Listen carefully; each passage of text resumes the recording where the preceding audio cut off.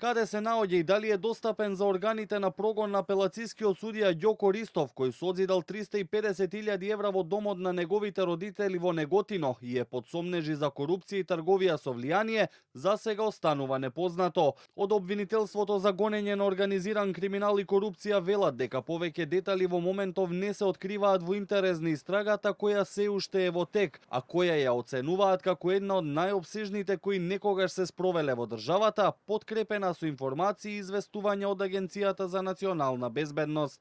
Станува збор за повеќемесечна постапка и исклучително сериозен предмет на кој се работи 24 часа. И во интерес на истрагата во овој момент не можат да се откријат дополнителни информации.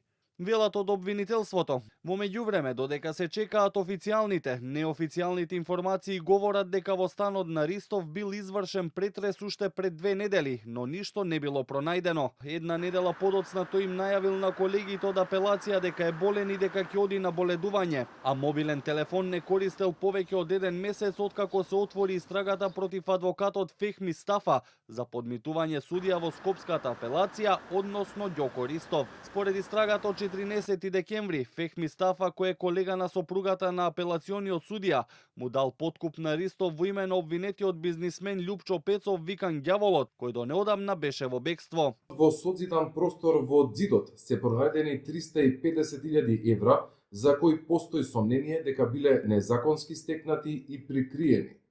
Постапувањето е како резултат на дејствија превземени во рамките на опсежна истрага, откако на 14 декември 2025 година беше осомничен адвокат поради сомненија за кривично дело, примање награда за противзаконито влијание. Во случај да се побара притвор за судијата Ристов, претходно дозвола ќе треба да даде судскиот совет со оглед дека судиите имаат имунитет. Инаку Ристов за апелацијски судија беше избран во 2020 година. Иако беше рангиран дури на 14-тото место, прворангираните не го добија потребното двотретинско мнозинство, што тогаш предизвика бурни реакции во јавноста.